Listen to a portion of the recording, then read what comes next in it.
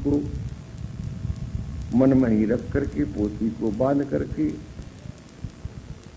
चले गए स्नान करने के लिए। पद्मावती, तुम भोग लगाओ ठाकुर जी को, मैं समुद्र स्नान करके आता हूं। जब तक वो स्नान करके आऊं, मैं स्वयं आनंद कंद नंदन नंदन जयदेव रूपधारी बन करके आ गए।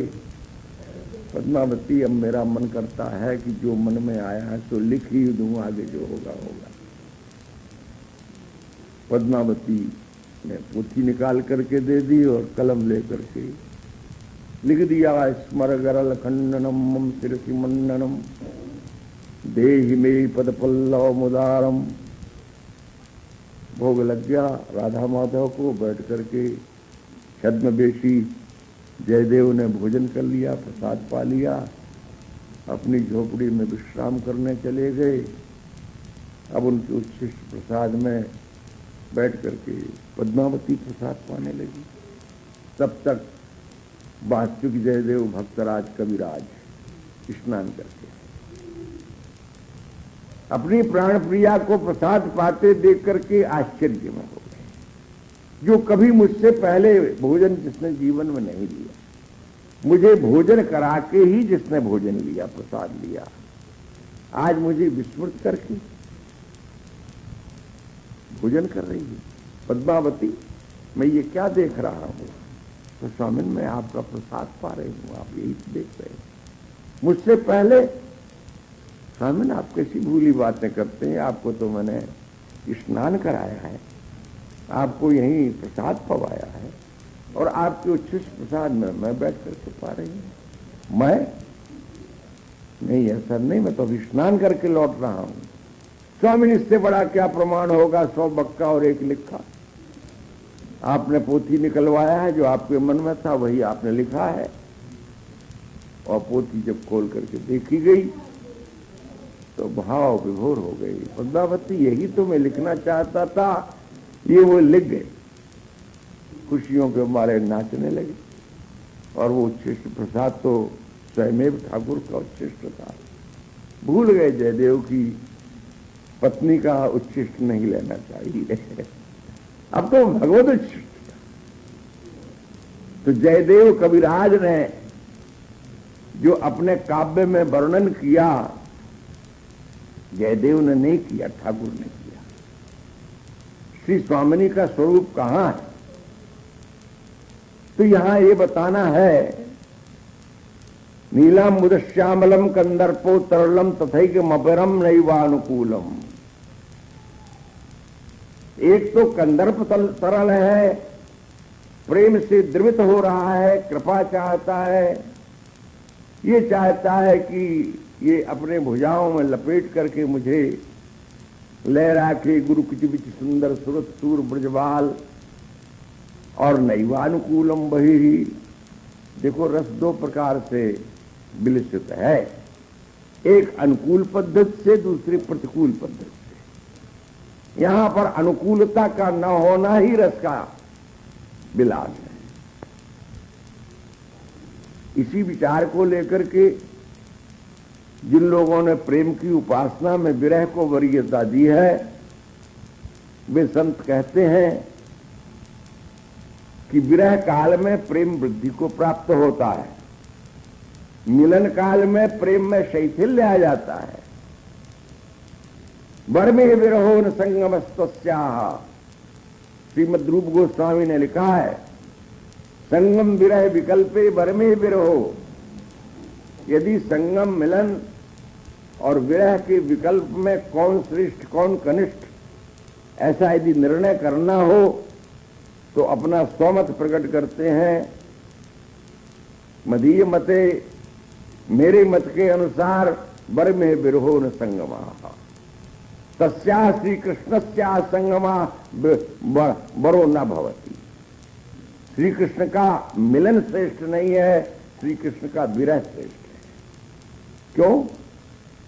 यदि कोई पूछे कि ऐसा क्यों, बोले संगम है तो सही का। मिलन के काल में प्रीतम तो एक ही रहता है, पर विरह के काल में त्रिभुवन तन्मयम विरह। विरह काल में जित देखे तित श्याम मई है, श्याम कुंज बन जमुना श्यामा मनु श्यामता बेली भई है। पर इसका दूसरे महानुभावों ने जो मिलन पक्ष के हैं खंडन किया है। ये एक प्रकार से तो बणिक न्याय है। ये अधिक रूप में कृष्ण मिल गए, इससे विरह की श्रेष्ठता सिद्ध नहीं होती है। यदि दूसरी दृष्टि से देखा जाए तो वृत्ति का चांचल्य है इसमें। प्रियतम तो एक ही, और प्रियतम प्रेम के देश में जहां ऐश्वर्य विस्तार कर जाए तो वो माधुर्य पक्ष नहीं रह जाता। एक बार पूज्य कृपात्री जी महाराज रमण रेती में श्रीमद् भागवत की कथा रास पंचाध्यायी कहते बैठे हुए थे। उन्होंने कहा कि समस्त पुराणों में और श्रीमद् भागवत में शुद्ध माधुर्य का वर्णन रास पंचाध्यायी में, और प्रारंभ किया भगवान पिता रात्रि शरदोत्फुल्ल मल्लिका। तो वृंदावन के एक अलवेले बाबा जी खड़े हुए, बोले महाराज जी कुछ मन करता है पूछने का। हाँ बोले पूछो। बोले आपने कहा कि शुद्ध माधुर्य श्रीमद् भागवत की रास पंचाध्यायी में, और जिस रास पंचाध्यायी का पहला शब्द भगवान से प्रारंभ हो रहा हो, भगवान शब्द का अर्थ 6 ऐश्वर्यों से जो परिपूरित है वो भगवान है, तो उसको हम कैसे मान लें कि शुद्ध माधुर्य हो? स्वामी जी से कोई उत्तर इसका नहीं बना। ये शुद्ध माधुर्य का जो देश है, नित्य विहार में प्रियतम की एकाकी स्थिति मानी गई है। जहां प्रियतम की श्री कृष्ण की अनेक रूपता है वो ब्रज विहार है, अवतार काल का विहार है। नित्य विहार नित्य निवृत्त कुंज देश में केवल एक है पुरुष किशोर है, दूजो नायन को। अस्तु यहां पर प्रतिकूलता का विहार हो रहा है। नैवानुकूलम वही, कैसे अनुकूल नहीं है? बोले किंचित मान भंगी, प्रियतमा मान की भंगिमा में, और चाटून कुर्वत पर अपर जो प्रियतम है दूसरे नीलांबुद श्यामल, वे चाटुकारी करते हैं। जैसा कि अभी श्री जयदेव जी महाराज के शब्दों में, और भी इसमें भी आया, रूपम शारद चंद्र कोटि बदने दमिल्ल मल्लिश्या मामोदे दुकिली कतालि पुटले राधे कदाते भूतम ग्रीवे युज्जल कंबुकंठ मृदुल्वल्ली चलकंकणे वीक्षे प्रतिकूल वासनरण मंजीर पादा मुझे। मानवती के मान भंजन के लिए विविध प्रकार के मधुर मधुर शब्दों की रचना करके उनको प्रसन्न कर लेना, ये चाटुकारी कहलाती है। क्या कैसे व्यतीत हो रही सारी रात्रि आपकी? बोले इस प्रकार से मुदा आमोद में प्रमोद में व्यतीत। वीक्षे कीड़ निकुंज सीमी तदहो दंदम मना महामोहन। महामोहन युगल को हमने निकुंज देश की क्रीड़ा में इस प्रकार से प्रेमरत आमोदरत प्रमोदरत देखा। इस श्लोक में कहा गया, उज्जागरम रसिक नागर संगरंगई कुंजोदरे कृतवती नुमुदार जन्याम। आपने संपूर्ण रात्रि को रसमयी आनंदमयी आमोद प्रमोदमयी बना दिया। अब प्रातः हुआ, मैं आपको निकुंज देश से यद्यपि विलग करना तो नहीं है, परंतु हम सेवा करने वाली दासियों की चर्या हमारा सौभाग्य भी तो नहीं छीना जाए। स्वामिनी तो सबको सुख देती। सुष्णा पिता ही मधु नहीं, आपको सबसे पहले स्नान करना है। अब यहां पर स्नान की क्रिया में एक शब्द में स्नान कह दिया गया, परंतु उसकी पूर्व योजनाएं और स्नान के पश्चात की योजनाएं, यानी सुस्नापिता से लेकर के सुभोजिता पर्यंत है, स्नान करा के आपको मधु मधु पदार्थों का भोजन कराया। इसमें जितना कुछ क्रिया विस्तार है उसका रसज्ञ रसिकों को चाहिए कि स्वयं उसको अपने अंतर्मन में समझें। सामान्य जनों का स्नान अलग होता है, विशिष्ट लोगों के स्नान अलग होते हैं। ध्रुवदास जी ने वर्णन किया है कि जब सखियों ने भोर भय सहचरी सव्याई, यह सुख देखत करज बधाई, को बीना सारंगी बजावे, कोई राग विभासे गावे, उठ बैठे दो लाल रंगीले, बिथुरी अलग और कछ अंग सब ढीले। इस प्रकार निरख निष्के चिन्हन रोमांचित वह जाए, मानो अंकुर मैन के फिर निपटे तनमाए। रात्रिकालीन विहार के जो उनके श्रीअंगों में चिन्ह प्रकट हो रहे हैं, उनको देख देख करके दोनों मुस्कुरा रहे हैं, प्रसन्न हो रहे हैं। तो उस मुस्कुराहट में जो लाल के मन की फंसावट होती है, बोले ऐसा लगता है कि जैसे प्रेम के अंकुर फिर प्रकट होने लगे। सखियां फिर उनको मंगल कुंज में लेकर के आई। मंगल कुंज में सुबह आस्तरण बिछा करके विराजमान किया। कोई जल ले आई, कोई पीकदानी ले आई, कोई एक वस्त्र लिए खड़ी हुई है। इस प्रकार से उनको मुख प्रक्षालन करा करके मधुर मधुर मंगला की सामग्रियां, उसमें मेवा है, उसमें मिश्री है, मधु मधु माखन है, ओटो दूध एक सार बढ़िया, उसमें तापर बीज सीता बहु डारी, विविध प्रकार की उसमें मिष्टान्न पदार्थ डाल करके, लवंग है, एला है, इन पदार्थों को मिला करके पुष्टि कारक बनाया, स्वाद कारक, सुगंधि कारक बनाया। कुछ लाडली लाल ने लिया, कुछ सहचरियों को दिया। सखियों ने तांबूल वीटिका अर्पित की, तत्पश्चात आरती उतारी, मंगल कुंज की सेवा हुई। एक घड़ी के पश्चात सखियों का मनोरथ हुआ कि अब इनको स्नान कराओ। फिर तो सखी चौकोद फिरे चकडोरी सी, सेवा को भाव बढ़ो मन माही, सोच श्रृंगार सामग्रियों को सजोने लगी। एक तप्त उष्ण ले आई जल, एक ने केसर घोर करके उपटन उद्वर्तन तैयार किया और उनको एक रत्नमय मणिमय चौकी पर बिठा करके उद्वर्तन प्रारंभ कर दिया। चाप चुपर मृद सेज पर करवावत स्नान।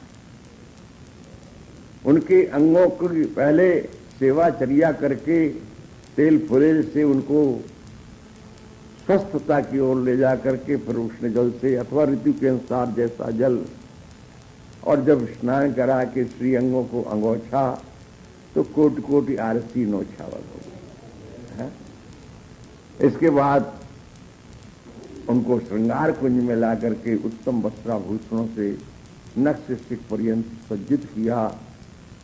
कीट मुकुट धारण पीछे होगा, चंद्रिका पश्चात धारण होगा। सखियां फिर कुछ थोड़ा सा कलेऊ का सामग्री लेकर के आई, भोग लगाया। फिर इसके बाद श्रृंगार हुआ। फिर श्रृंगार कुंज से ले जा करके उनके निज महल में उनको विराजमान करके सबने मिलकर विविध वाद्यों के साथ उनको उनकी आरती उतारी। आरती उतारने के पश्चात यहाँ यद्यपि प्रस्तुत श्लोक में केवल प्रिया के लिए वर्णन है, किंतु लाल कभी उनसे पृथक नहीं हुए, इसलिए उनको भी साथ ही समझ लेना चाहिए जहां जैसे वर्णन है। इसमें सिद्धांततः बात यह भी है कि यदि केवल प्रिया की आराधना है, लाल नहीं है वहां पर, तो उपासना शाक्त धर्म की ओर चली जाती है। इसलिए लाल से संयुक्त सदा मानना चाहिए। वो तो जुगल की आराधना हो रही है थोड़ा पर्दा करके भिन्न भिन्न रीति से। जब पर्दा होता है तो लाल के मन में बड़ा भारी विरह छा जाता है। अस्तु कहते हैं कि मधु मीठे मीठे पदार्थ, यद्यपि भोजन के 6 रस हैं, पर मधु अपना स्थान विशेष रखता है। मधु का अर्थ करते हुए रसकुल्याकार ने, एक तो मधु वह है जो पुष्पों के रस के रूप में शहद के नाम से मधु मधु कहला करके मीठा मीठा पदार्थ इसमें सुगंध भी है, इसमें बल देने की भी शक्ति है, और मधु मीठे पदार्थों को भी कहते हैं। पकवान विविध प्रकार के जो चंपकलता सखी ने निर्मित किए हैं, उनकी कुंज में जो निर्मित हुए हैं,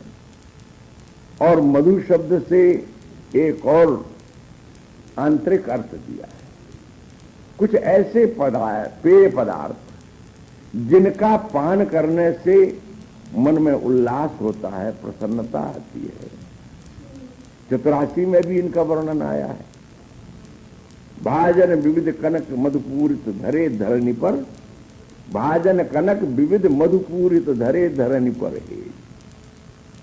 तो ये मधु आसव भी हो सकते हैं, जैसे द्राक्षासव एक प्रकार से देखा जाए तो ये मदिरा ही है, परंतु शास्त्रों ने मदिरा का निषेध किया है। और इस देश में तो मदिरा का तो स्थान नहीं है, पर मादकता का स्थान है। ये तो बिना मद के ही छके हुए रहते हैं, छके रहे तो मधुमत्त गति। पर यहां सेवा के भाव में सहचरियों के द्वारा विविध प्रकार के पात्रों में मिष्ट पदार्थ और वे पदार्थ जिनके द्वारा मादकता आती है, तुष्टि पुष्टि मिलती है, उल्लास बढ़ता है। तो भोज मधुना मधु पदार्थ तुमको भोग लगाए करके फिर क्या किया, बोले तुमको शयन कराया, परंतु तुम बाल स्वभाव से बचपन से भी चंचल रही हो। यहां पर सख्यत्व से वर्णन कर रही। चित्तजनी कहते हैं कि हम तो बचपन से तुम्हारी साथी हैं। जब कीर्ति नंदिनी कीर्ति की गोद में थी तब से हम साथी हैं। वृषभानु की गोद में जब खेलती थी तब से इनका स्वभाव चिड़ियों को देख करके, मयूरों को देख करके, हरिण की छोनों को देख करके उनके साथ कीड़ा करते रहने का सहज स्वभाव है। तो भोजन करा के तुमको शयन करा दिया, पर बाल स्वभाववश तुम अपनी उस प्रवृत्ति से निवृत्त नहीं होती हो। कहीं चिड़ियों से खेलने लगती हो, कहीं मयूरों से, कहीं तोतों से। तो कहते कि तुम सोओगे कि नहीं हो, जैसे कोई शासन पूर्वक सुलावे है। यहां पर वर्तमान लट लकार में वार्ता की है, लिंग लकार में नहीं। तुम सो गई ये बात नहीं, तुम सोती हो कि नहीं। तो धर्षित होकर के जैसे अपनी सहचरी के डर से और निद्रा का वो अभिनय करने लगा। जब तुम निद्रा के अभिनय में हुई तो तुमको सुलाने के लिए जैसे बात चल रही, माता चंचल शिशु को जबरदस्ती उसके आंख के पास ठपकी देती है कि आंख ये बंद किए रहे। जब आंख बंद किए रहेगा तो इसको नींद आ जाएगी। सुलाना जैसे वहां ध्येय है, तो मत कर लालितांग्री, तुम्हारे सुकोमल श्री चरणों को मैं सने सने सुखपूर्वक आपको सहलाऊंगी, आपके चरणों को मैं पलोटूंगी, उनका संवाहन करूंगी। इस प्रकार से मैं तुमको विश्राम दिलाऊंगी।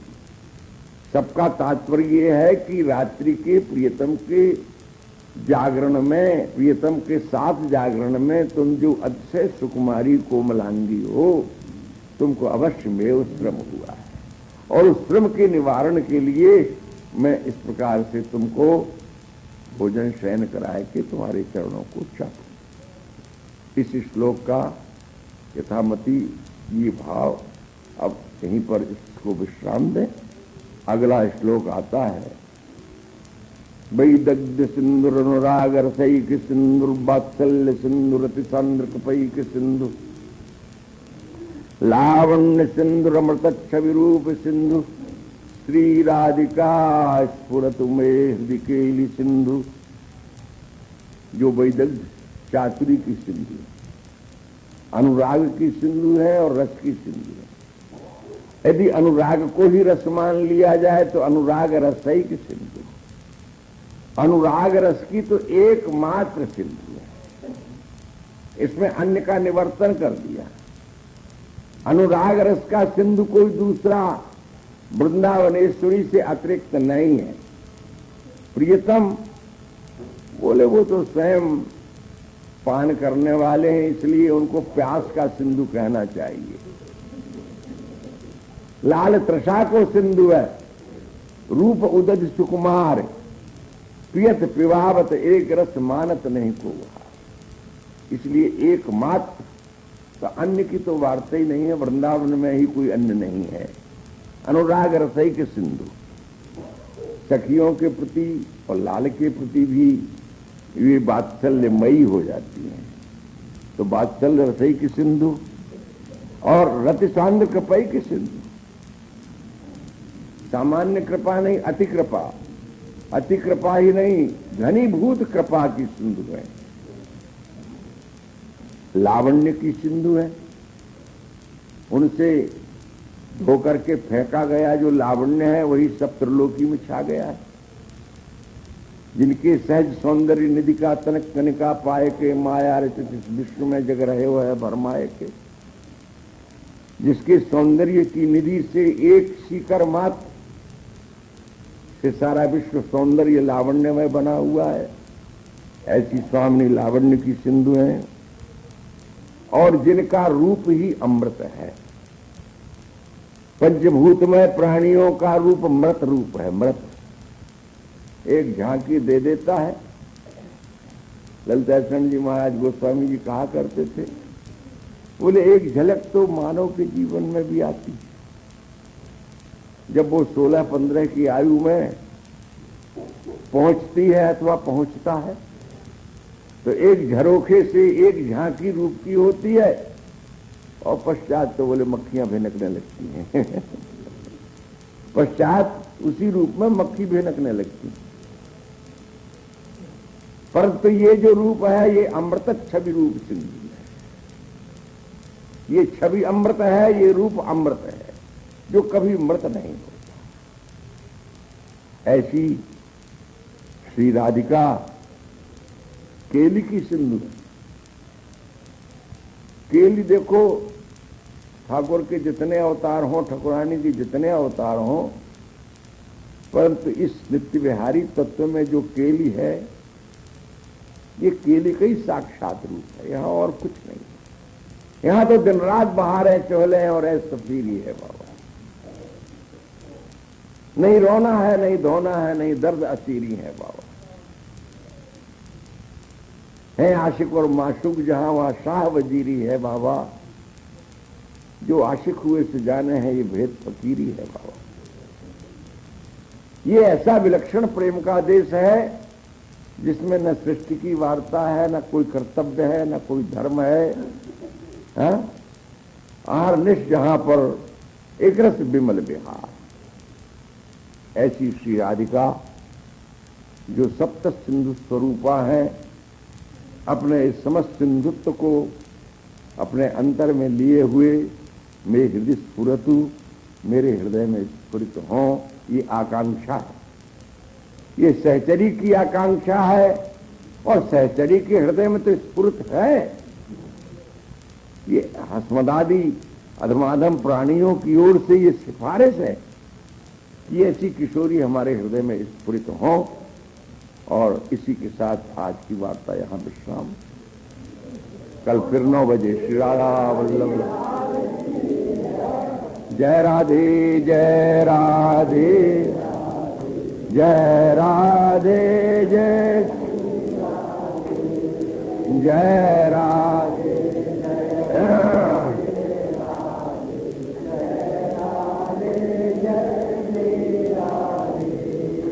जय श्यामा जय श्यामा जय श्यामा जय श्री श्यामा जय